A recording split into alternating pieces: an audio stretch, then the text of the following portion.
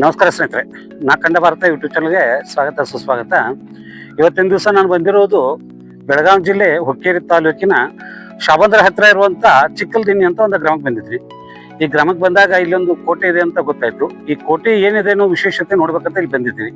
ಇಲ್ಲಿ ನಾನು ಬಂದಾಗ ಇಲ್ಲಿ ಚರಣ ಮತ್ತು ನಾಗರಾಜ್ ಈ 3 ಜನ ಶಿಫ್ಟ್ ಹುಡುಗರು.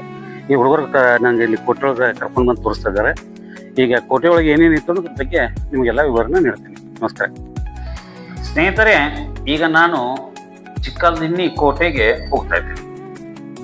ನನಗೆ ಹೋಗ್ಬೇಕಾದ್ರೆ ಫಸ್ಟ್ಗೆ ನನಗೆ ಸಿಕ್ಕಿದ್ದು ಒಬ್ಬ ಹುಡುಗರು ಸಿಕ್ಕರು, ಚರಣ್ ಮತ್ತು ನಿಂಗರಾಜ. ಈ 3 ಜನ ಹುಡುಗರು ಕರ್ಕೊಂಡು ನಾನು ಕೋಟೆ ಒಳಗೆ ಹೋಗ್ತಾ ಇದ್ವಿ. ಈಗ ನಾವು ಕೋಟೆಯನ್ನ ಉತ್ತರ ದ್ವಾರದಿಂದ ಪ್ರವೇಶ ಮಾಡ್ತಾ ಇದ್ವಿ. ಈ ಕೋಟೆಯಲ್ಲಿ ಸಾಕಷ್ಟು ಘಟನೆಗಳು ಇದ್ದಾವಂತೆ, ರಹಸ್ಯಗಳು ಇದ್ದಾವಂತೆ. ಅಂದ್ರೆ ರಹಸ್ಯ ತಾಣಗಳು ಮತ್ತು ಸುರಂಗ ಮಾರ್ಗಗಳು ಇದ್ದಾವೆ ಅಂತ ಹೇಳ್ತಾರೆ ಇಲ್ಲಿ ಸ್ಥಳೀಯರು. ಆದ್ರೆ ಈಗೆಲ್ಲ ಒಂದಷ್ಟು ಭೂಕಂಪ ಮತ್ತು ಪ್ರಕೃತಿ ವಿಕೋಪದಿಂದಾಗಿ ಕೆಲವೊಂದು ಅತಿಯಾದ ಮಳೆ ಈ ಪ್ರದೇಶದಲ್ಲಿ ಜಾಸ್ತಿ ಇರೋದ್ರಿಂದ ಎಲ್ಲ ಕುಸಿದು ಹೋಗಿದ್ದಾವಂತ ಹೇಳ್ತಾರೆ ಸ್ಥಳೀಯರು. ಆದ್ರೆ ಇದು ಇತಿಹಾಸನೂ ತುಂಬಾ ಚೆನ್ನಾಗಿದೆ. ಇದು 16ನೇ ಶತಮಾನದಲ್ಲಿ ನಿರ್ಮಾಣವಾದಂತ ಕೋಟೆ. ಈ ದ್ವಾರ ಬಾಗಿಲಿಗೆ ಒಂದು ದೇವರನ್ನು ಇಟ್ಟಿದ್ದಾರೆ. ಅಂದ್ರೆ ದ್ವಾರಪಾಲಕರಂತ ರಕ್ಷಣೆಗೆ ದೇವರನ್ನು ಇಡ್ತಿದ್ರು. ಈ ಕೋಟೆನೂ ಇನ್ನೂ ಸ್ವಲ್ಪ ಗಟ್ಟಿಮುಟ್ಟದೆ ಮತ್ತು ಇಲ್ಲಿ ಶತ್ರುಗಳನ್ನ ಬಂದದ್ದು ಕಾವಲು ಮಾಡುವ ಸಲುವಾಗಿ ಒಂದು ಸಣ್ಣ ಮಾರ್ಗಗಳು ಇರ್ತಿದ್ವು. ಮತ್ತು ಕೋಟೆ ಒಳಗಿದ್ದಂತ ಜನ ಹೊರಗಡೆ ಶತ್ರು ಅಕ್ರಮ ಮಾಡಿದ್ರು ಸಹಿತ ಹೊರಗಿನವ್ರ ಒಳಗೆ, ಹೊರಗಿನವ್ರ ಹೊರಗೆ ಬರುವಂತದ್ದು ಕಾರ್ಯಗಳು ಮಾಡ್ತಿದ್ವು. ಅಂತ ಸಣ್ಣ ಸಣ್ಣ ದ್ವಾರಗಳಿದ್ದಾವೆ. ನಾನು ಕೋಟೆ ಗೋಡೆ ಮೇಲೆ ಹತ್ತಿ ನಿಮ್ಗೆಲ್ಲ ವಿಡಿಯೋ ತೋರಿಸ್ತಾ ಇರ್ತೀನಿ. ಇದು 16ನೇ ಶತಮಾನದಲ್ಲಿ ಯಮಕನಮಡಿಯನ್ನ ಆಳುತ್ತಿದ್ದಂತ ವಿರೂಪಾಕ್ಷ ಪಂತ ಮಹಾರಾಜರ ಕಾಲದಲ್ಲಿ ನಿರ್ಮಿಸಿದಂತ ಕೋಟೆ ಅಂತ, ಅವ್ರ ಆಳ್ವಿಕೆಯಲ್ಲಿ ಇದ್ದಂತ ಕೋಟೆ ಅನ್ನೋದು ನನಗೊಂದಷ್ಟು ಇತಿಹಾಸ ಗೊತ್ತಂತ ಕೆಲವರು ಮಾಹಿತಿ ಪ್ರಕಾರ ಸಿಕ್ಕಂಥದ್ದು. ಅಂದ್ರೆ 16ನೇ ಶತಮಾನದಲ್ಲಿ ಅಂದ್ರೆ ಈಗ ಸುಮಾರು 500 ವರ್ಷಗಳ ಇತಿಹಾಸ ಹೊಂದಿರುವಂತ ಕೋಟೆ. ಬೇರೆ ಬೇರೆ ರಾಜರ ಕಾಲದಲ್ಲಿ ಬೇರೆ ಬೇರೆ ಸ್ವರೂಪನ ಪಡ್ಕೊಂಡಂತ ಈ ಕೋಟೆ ಸಾಕಷ್ಟು ಏರಿಳಿತನ ಕಂಡು ಈಗ ಪಾಳು ಬಿದ್ದುಬಿಟ್ಟಿದೆ. ಈ ಪಾಳು ಬಿದ್ದ ಕೋಟೆಗೆ ಈ ಸದ್ಯಕ್ಕೆ ಯಾರು ರಕ್ಷಕರಾಗ್ಲಿ ಇದ್ರ ಬಗ್ಗೆ ಜವಾಬ್ದಾರಿ ತಗೊಳ್ಳೋದು ಯಾರು ಇಲ್ಲ. ಗ್ರಾಮದವ್ರನ್ನ ಏನಾದ್ರು ಕೇಳಿದ್ರೆ ಮಾಹಿತಿ ನಮ್ಗೆ ಗೊತ್ತಿಲ್ರಿ, ಬಾಳ್ ಕಾಲದ ಕೋಟೆ ರೀ ಅಂತ ಹೇಳ್ತಾರೆ. ಆದ್ರೆ ನನಗೊಂದು ಆಶ್ಚರ್ಯ ಕಾದಂದ್ರೆ, ಇಷ್ಟೊತ್ತು ನಾನು ವಿಡಿಯೋಗಳು ಮಾಡಕ್ ಹೋದಾಗ ಆ ಗ್ರಾಮದ ಬಗ್ಗೆ ಅಲ್ಲಿ ಸ್ಥಳೀಯರಿಗೆ ಗೊತ್ತಿರೋದಿಲ್ಲ. ನಾವು ಎಲ್ಲಿದ್ರೋ ಹೋದಂತ ಜನ ನಾವು ಹುಡುಕಿ ತೆಗಿತೀವಿ ಇತಿಹಾಸನ. ಆದ್ರೆ ಸ್ಥಳೀಯರು ತಮ್ಮ ಊರ ಬಗ್ಗೆ ಇರ್ಬೋದು, ತಾವು ಇರುವಂತ ದೇವಸ್ಥಾನ ಇರ್ಬೋದು, ತಮ್ಮಲ್ಲಿ ಸುತ್ತಮುತ್ತ ಇರುವಂತ ವಾತಾವರಣ ಬಗ್ಗೆ ತಿಳಿದೇ ಇರುವುದು ಸಹಿತ ಸ್ವಲ್ಪ ಬೇಜಾರಿರುತ್ತೆ. ಇದು ಪೂರ್ವದ್ವಾರ, ಪೂರ್ವ ಮುಖ ವಿಗ್ರಹದ ಕೋಟೆ ಬಾಗಿಲು.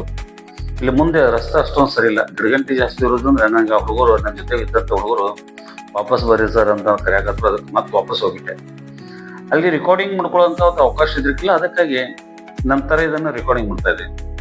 ಮತ್ತೆ ಈ ಕೋಟೆ ಕೆಳಗಡೆ ಇನ್ನೊಂದು ವಿಶೇಷ ಅಂದ್ರೆ ಕಮಲಾದೇವಿ ಮಂದಿರ ಇದೆ. ಇದನ್ನ ನಿನ್ನೆ ತಾನೇ ಈ ವಿಡಿಯೋದ ಬಗ್ಗೆನೂ ಒಂದು ಕೊಟ್ಟಿದ್ದೀನಿ. ಆ ವಿಡಿಯೋದಲ್ಲಿ ನೋಡ್ಬೋದು. ಈ ಕಮಲಾದೇವಿ ಮಂದಿರದ ಮೇಲೆಗಡೆನೆ ಈ ಕೋಟೆ ಇರೋದು. ಮತ್ತೆ ಇಲ್ಲಿ ಬೈಕು, ನಾವು ಜೀಪು, ಈ ತರದ್ದು ಗಾಡಿಗಳಿದ್ರೆ ತಗೊಂಡ್ ಮೇಲೆ ಹೋಗ್ಬೋದು ಕೋಟೆ ಹತ್ರ. ನಡೆಯೋದು ಹೆಚ್ಚು ಅವಶ್ಯಕತೆ ಇಲ್ಲ. ಅಂದ್ರೆ ಕೋಟೆಗಳಿಗೇನೂ ಹೋಗುತ್ತೆ. ಆದ್ರೆ ಎಲ್ಲ ಪಾಳು ಬಿದ್ದಿದೆ. ಯಾರು ಇದನ್ನ ಜವಾಬ್ದಾರಿ ತಗೊಂಡು ಸ್ವಚ್ಛ ಮಾಡೋದಾಗ್ಲಿ, ತಮ್ಮ ಇತಿಹಾಸ ಆಗಲಿ ತಿಳಿಸುವಂಥದ್ದು ಸರ್ಕಾರವೂ ಮಾಡ್ತಾ ಇಲ್ಲ, ಜನತೆನೂ ಮಾಡ್ತಾ ಇಲ್ಲ. ಅದು ಒಂದು ಬೇಜಾರಣೆ. ಇಂಥ ಐತಿಹಾಸಿಕ ಸ್ಥಳಗಳನ್ನ ಕಾಪಾಡ್ಕೋಬೇಕು ಎಲ್ಲರೂ ಅನ್ನೋದು ನನ್ನ ಒಂದು ಮನವಿ. ಯಾಕಂದ್ರೆ ಕೆಲವೊಂದು ಸ್ಥಳದಲ್ಲಿ ಇತಿಹಾಸ ಏನಿದ್ರು ಸಹಿತ ನಮಗೆ ಇತಿಹಾಸ ಇತ್ತು ಅಂತ ಕೆಲವರು ಹೇಳೋಕೆ ಪ್ರಯತ್ನ ಮಾಡ್ತಾರೆ. ಆದ್ರೆ ಇಲ್ಲಿ ಇತಿಹಾಸ ಇದ್ರು ಸಹಿತ ಇತಿಹಾಸ ತಿಳ್ಕೊಳ್ಳದೆ ಇರೋದು ಅಂತೂ ಬೇಜಾರಣೆ. ಇದು ಕೋಟೆಯ ಮಧ್ಯದಲ್ಲಿ ಕಾವಲ ಗೋಪುರ ಅಂತ ಅನಿಸುತ್ತೆ. ಅಲ್ಲಿ ಯಾರು ಮಾಹಿತಿ ಕೊಟ್ಟಿಲ್ಲ. ಈಗ ಒಂದು ಕೆಲವರು ವಾಹಪಗಳನ್ನು ನಾವೇ ಊಹೆ ಮಾಡ್ಕೋಬೇಕು. ಇದು ಬ್ರಹ್ಮ ದೇವರು ಅಂತೆ, ಈ ಕೋಟೆಯ ಮುಖ್ಯ ದೇವರು ಅಂತ ಹೇಳಿದ್ರು ನನ್ನ ಜೊತೆ ಬಂದಂತ ಹುಡುಗರು. ಇದು ನೋಡ್ಕೊಂಡು ನಾವು ಮುಂದೆ ಹೋಗ್ತಾ ಇದ್ವಿ. ಕೋಟೆಯ ಸುತ್ತಮುತ್ತಲು ಏನೇನೇದೇನೋ ಮಾತ್ರ ತೋರ್ಸೋಕ್ ಸಾಧ್ಯ ಇರುತ್ತು. ನನಗೆ ಅಲ್ಲಿದ್ದ ವಿಶೇಷತೆಗಳದ್ದು ಹೆಚ್ಚು ಮಾಹಿತಿ ಇಲ್ಲ. ಅದೇ ಹೇಳಿದ್ರಲ್ಲ, 16ನೇ ಶತಮಾನದಲ್ಲಿ ವಿರೂಪಾಕ್ಷ ಪಂತ ಮಹಾರಾಜರ ಕಾಲದಕ್ಕಿಂತ ಅಂತ ಅನಿಸುತ್ತೆ ಕೋಟೆ ಅಂತ ಹೇಳಿದೆ. ಇದು ರಟ್ಟರ ಆಡಳಿತ ಸಂಬಂಧಪಟ್ಟಂತ ರಾಜ್ಯ ಒಡೆಗಳು ಬರುತ್ತೆ. ವಿಕ್ರಮಾದಿತ್ಯ ಮತ್ತು ಕಾರ್ತಿವೀರಾಜ ವೇಣುಗ್ರಾಮವನ್ನು ಆಳ್ತಿರುವಂತ ರಾಜು, ಅವ್ರ ಕೈಯಲ್ಲಿ ಸಾಮಂತರಾಗಿದ್ದಂತ ಎಮ್ಕನ್ಮಡಿಯ ರಾಜರು ಇದ್ರು. ಅಂದ್ರೆ ದೊಡ್ಡ ದೊಡ್ಡ ರಾಜರ ಕೈಲಿ ಸಣ್ಣ ಸಣ್ಣ ರಾಜರದ್ದು ಅವರ ಆಡಳಿತ ಒಳಪಟ್ಟಂತ ಕೋಟೆ ಇದು. ಇಷ್ಟು ಮಾತ್ರ ಗ್ಯಾರಂಟಿ ಇದೆ. ಆದ್ರೆ ಇತಿಹಾಸದಲ್ಲಿ ಇದೇ ಹಿಂಗ ಅಂತ ನಾನು ಹೇಳಕ್ಕಾಗಲ್ಲ.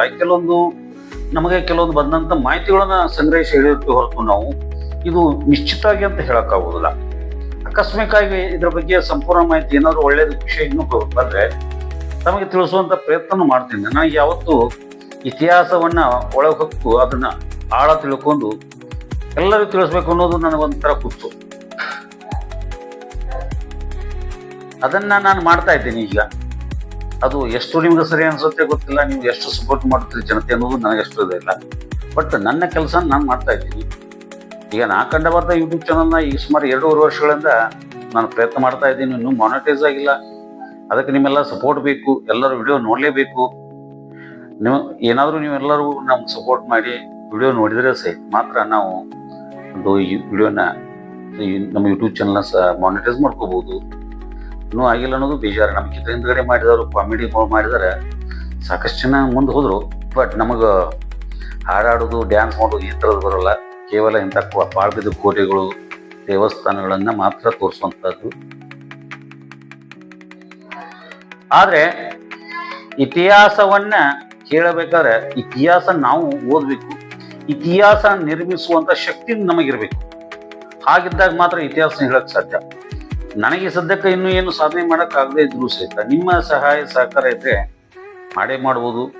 ಇಂಥ ಯಾವುದೇ ಕೋಟೆಗಳು ಹೋಗಲಿ ಅಥವಾ ದೇವಸ್ಥಾನಗಳು ಹೋಗಲಿ, ಎಲ್ಲೇ ಹೋದ್ರೂ ಸಹಿತ ಅಲ್ಲಿ ಇತಿಹಾಸನ ಸಂಪೂರ್ಣವಾಗಿ ತಿಳ್ಕೊಳ್ಳುವಂಥದ್ದು ಆಸಕ್ತಿನ ಇರುವಂಥದ್ದು. ಅದಕ್ಕೆ ನಿಮ್ಮ ಸಪೋರ್ಟ್ ಅಂತ ಬಹಳ ಅವಶ್ಯಕತೆ ಅಂತಿತ್ತು.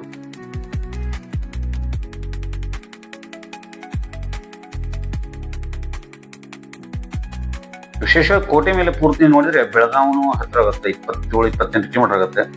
ಗೋಕಾಕ್ 45 ಕಿಲೋಮೀಟರ್ ಮತ್ತು ಹುಕ್ಕೇರಿ ಒಂದು 30 ಕಿಲೋಮೀಟರ್ ಆಗುತ್ತೆ. ಈ ಕಡೆ ಎಮ್ಕನ್ಮಡಿನೂ ಒಂದು 15-16 ಕಿಲೋಮೀಟರ್ ಆಗುತ್ತೆ. ಮಧ್ಯದಲ್ಲಿರುವಂಥದ್ದು ಕೋಟೆ. ಚಿಕ್ಕಲ್ದಿನ್ನಿ ಊರು ಈ ಶಾಬಂದರ್ ಮತ್ತು ಇಸ್ಲಾಂಪುರ ಮತ್ತು ಗ್ರಾಮಗಳಲ್ಲಿ ಹತ್ತಿರ ಬರುತ್ತೆ. ಇವು ಸ್ವಲ್ಪ ದೊಡ್ಡ ಊರುಗಳು. ಅಲ್ಲದೆ ಇದು ಪಶ್ಚಿಮ ಘಟ್ಟ ಸಾಲಿನಲ್ಲಿರುವಂಥ ಗ್ರಾಮ. ಪಶ್ಚಿಮ ಘಟ್ಟದಲ್ಲಿ ಅಷ್ಟೊಂದು ದೊಡ್ಡ ಪ್ರಮಾಣದ ಊರು ಇರೋದಿಲ್ಲ. ಮತ್ತು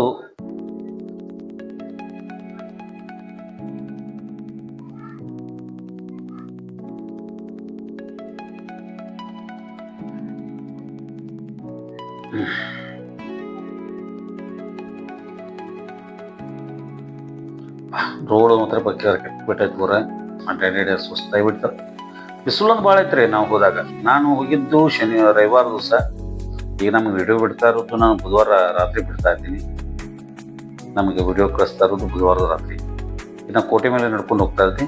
ಅದು ಇನ್ನೊಂದು ಸ್ವಲ್ಪ ಮುಂದೆ ಹೋದ ತಕ್ಷಣ ನಾವು ಬೈಕ್ ಎಲ್ಲಿ ಪಾರ್ಕ್ ಮಾಡಿದ್ವು ಅಲ್ಲಿ ಹೋಗಿ ಮುಟ್ತೀವಿ. ನಿಮ್ಮ ಬೈಕ್ ಹತ್ಕೊಂಡು ವಾಪಸ್ ಹೋಗಿ ಬಿಡ್ತೀವಿ. ನೋಡಿ, ಇದಾಗಿ ಇಷ್ಟೆಲ್ಲ ನಾವು ಒಂದು ಚಿಕ್ಕಲ್ದಿನ್ನಿ ಒಂದು ವಿಡಿಯೋನ ತೋರಿಸಿದ್ದೀನಿ.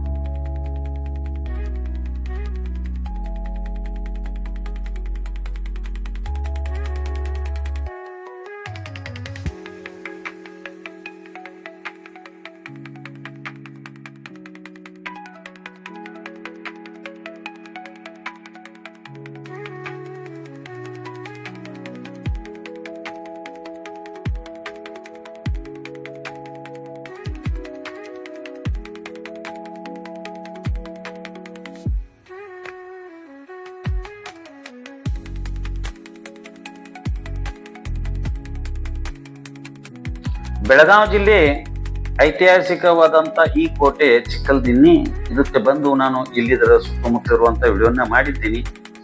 ಇದೆಲ್ಲ ನಿಮ್ಗೆ ನೋಡಿದ್ದು ಇಷ್ಟ ಅನಿಸಿದ್ರೆ ಮಾತ್ರ ವಿಡಿಯೋನ ನೋಡಿ ಪೂರ್ತಿಯಾಗಿ. ಇಷ್ಟ ಆಗಿದ್ರೆ ಮಾತ್ರ ನಿಮ್ಮ ಫ್ರೆಂಡ್ಸ್ಗೆ ಶೇರ್ ಮಾಡಿ. ನಿಮ್ಮ ಸ್ನೇಹಿತರು ಇರ್ಬೋದು, ಸಂಬಂಧಿಕರು ಇರ್ಬೋದು, ಎಲ್ಲರಿಗೂ ಈ ಥರದ ನಮ್ಮ ಜಗದೀಶ್ ಬೆಳೆಗಾರಣ್ಣವರದ್ದು ವಿಡಿಯೋ ಮಾಡ್ತಾರೆ ನೋಡಿ ಅಂತೇಳಿ ನೀವು ಸಪೋರ್ಟ್ ಮಾಡಿ. ಇಲ್ಲಾಂದರೆ ಬಿಟ್ಬಿಡಿ, ನೋ ಪ್ರಾಬ್ಲಮ್. ಆದರೆ ನೀವು ಏನೇ ಮಾಡಿದ್ರು ಸಹಿತ ನಾನು ಮಾತ್ರ ವಿಡಿಯೋ ಹಾಕ್ತೀನಿ. ಇದೆಲ್ಲ ನಿಮ್ಗೆ ಇಷ್ಟ ಆಗುತ್ತೆ ಅಂತ ನಾನು ಒಂದು ವಿಡಿಯೋನ ಮಾಡ್ತಾ ಇದ್ದೀನಿ. ಇದೆಲ್ಲ ಇಷ್ಟ ಆಗಿದ್ದರೆ ನಾ ಕಂಡ ಭಾರತ ಚಾನಲ್ನ ಸಬ್ಸ್ಕ್ರೈಬ್ ಮಾಡ್ಕೋಬೇಕು, ಬೆಲ್ ಬಟನ್ ಒತ್ತಿ ವಿಡಿಯೋ ನಿಮಗೆ ಮೊದಲು ಬರೋ ಹಾಗೆ ಮಾಡ್ಕೊಳ್ಳಿ. ಇದು ನನ್ನ ಮನವಿ. ಇದೆಲ್ಲ ಇಷ್ಟ ಆಗೈತಿ ಅಂತ ನಾನು ತಿಳ್ಕೊಂಡು ಈಗ ನನ್ನ ಈ ವಿಡಿಯೋನ ಮುಕ್ತಾಯ ಮಾಡ್ತಾ ಇದ್ದೀನಿ. ಎಲ್ಲರಿಗೂ ವಿಡಿಯೋ ಇಷ್ಟು ದಿವಸ ನನ್ನ ವಿಡಿಯೋಗಳನ್ನು ವೀಕ್ಷಿಸಿ ಬೆಂಬಲಿಸಿದಂಥ ಎಲ್ಲ ಜನತೆಗೆ ನನ್ನ ಹೃದಯಪೂರ್ವಕ ಧನ್ಯವಾದಗಳು.